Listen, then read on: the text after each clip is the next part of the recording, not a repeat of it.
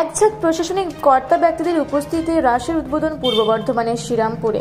সনাতন ধর্মাবলম্বী মানুষদের একটি বাৎসরিক উৎসব হচ্ছে রাস। রাস হচ্ছে শ্রীকৃষ্ণের সর্বতম মধুর রস। এই রস থেকে এসছে রাস। আর লীলা শব্দের অর্থ খেলা, অর্থাৎ শ্রীকৃষ্ণ, শ্রী রাধা ও তাদের সখীদের লীলা খেলা হচ্ছে রাসলীলা। বাংলায় শ্রী চৈতন্যদেবের রাস উৎসব পালনের কথা উল্লেখ আছে। রাজা কৃষ্ণচন্দ্রের সময়ের পরে বাংলায় রাস উৎসবের বহুল প্রচলন ঘটে। বৃন্দাবন, মথুরা, অসম, মণিপুর, ওড়িশা ও পশ্চিমবঙ্গের বিভিন্ন স্থানে আড়ম্বরের সঙ্গে রাস উৎসব পালন করা হয়।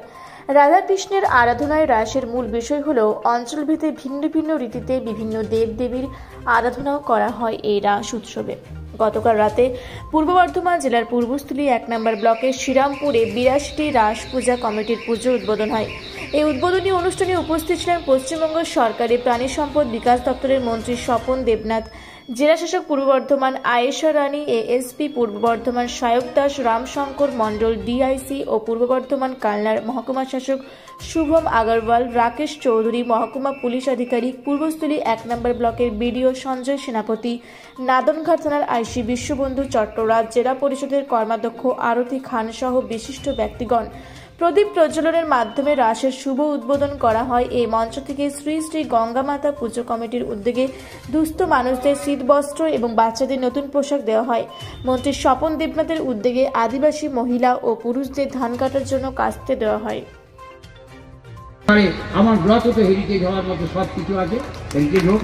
আমি জেলা শাসকের কাছে আবেদন করছি, নবদ্বীপ যদি হেরিটেজ হতে পারে, নবদ্বীপের সমসাময়িক আমাদের ব্লকের প্রত্যেকটা জায়গা এটাও হেরিটেজ হোক। একটু আবেদন আমার করতেই হবে, না সমীক্ষা চলুক, কাজ চলুক।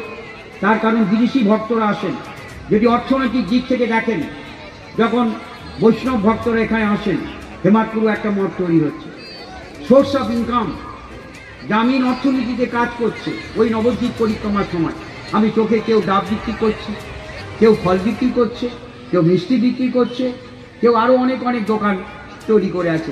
একটা অর্থনৈতিক উন্নতি হচ্ছে না ওই এলাকায়? তাহলে এই এলাকায় এই পর্যটন কেন্দ্রগুলো, যে পর্যটন কেন্দ্রের স্বীকৃত পর্যটন কেন্দ্র, যে পর্যটন কেন্দ্র নবদ্বীপ গ্রন্থের রচয়িতা কৃষ্ণচন্দ্র রাঢ়ী লেখাতে আছে, যে পর্যটন কেন্দ্র আমাদের চৈতন্য ভাগবত রচয়িতা বৃন্দাবন দাস, তার জন্মস্থান জাহানগরে মামগাছিতে, তার জন্ম কালনার যে জায়গাগুলো রয়েছে আমরা নিয়ে আসার জন্য আমরা অবশ্যই চেষ্টা করব। আমি আমার বক্তব্য দীর্ঘায়িত করছি না, আপনাদের সকলকে ধন্যবাদ জানাচ্ছি। আমাদের এখানে দুর্গা পুজো গেল, কালী পুজো গেল, আগামী দিনে কার্তিক পুজো আসছে। আমাদের জেলার সমস্ত মানুষকে আমি ধন্যবাদ জানাচ্ছি জেলা প্রশাসনের পক্ষ থেকে, কারণ আপনারা পুলিশের সঙ্গে কাঁধে কাঁধ মিলিয়ে আপনারা যেভাবে কোঅপারেট করেছেন। আমাদের এখানে যত উৎসব ক্লাস কয়েকদিনগুলোতে হয়ে গেল, খুব সুন্দরভাবে আমরা করতে পেরেছি। আগামী দিনে আপনাদের এই সহযোগিতা আমি আশা করছি। আরেকবার আপনাদের সকলকে শুভেচ্ছা জানিয়ে আমার বক্তব্য শেষ করছি। নমস্কার। পেয়েছি, যার ফলে আমাদের খুব ডিটেল এখানে পুলিশের কভারেজ থাকবে। অলরেডি আইসি নাদনঘাট 82টা কমিটির সাথে কোঅর্ডিনেশন মিটিং করে ফেলেছেন, এবং আমি যেটুকুনি ফিডব্যাক পেয়েছি কেন্দ্রীয় কমিটির কাছ থেকেও ফিডব্যাক যেটা পেয়েছি, যে খুব সুন্দর কোঅর্ডিনেশন হয়েছে এবং রাস উৎসব যেটা আছে সেটা খুব ভালোভাবেই হবে, এটাই আমার আশা। পুলিশের তরফ থেকে যা যা বন্দোবস্ত নেওয়ার সেটা যেরকম নেওয়া হবে।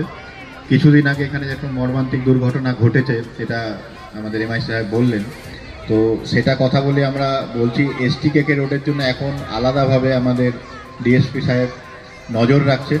এখানে আরও অধিক সংখ্যায় সিভিক ভলেন্টিয়ারকে এনগেজ করা হয়েছে, কিছু গার্ডরেল প্লেস করা হয়েছে। ডেফিনেটলি আরও অনেক কাজ করা বাকি। এই মঞ্চ থেকে আমার রিকোয়েস্ট থাকবে মিনিস্টার স্যারের কাছে, ডিএম ম্যাডামের কাছে, হেমায়তপুর মোড় যেটা আমাদের নবদ্বীপ থেকেও যারা ঢুকছেন জেলায়, এটা ঢোকার একটা এন্ট্রি পয়েন্ট, খুব গুরুত্বপূর্ণ। সেইখানে আমাদের একটা ডেডিকেটেড ট্রাফিকের উপস্থিতি দরকার, এবং তার জন্য কিছু বেসিক ইনফ্রাস্ট্রাকচার সেট আপ করার দরকার আছে। তো আমি আশা করব এই কাজটা আমরা খুব তাড়াতাড়ির মধ্যে শুরু করতে পারবো। সেটা হলে আমার মনে হয় এখানকার একটা উপকারী হবে। পূর্বস্থলী থেকে সৈয়দ আবু জাফরের রিপোর্ট, রূপসী বাংলা মিডিয়া।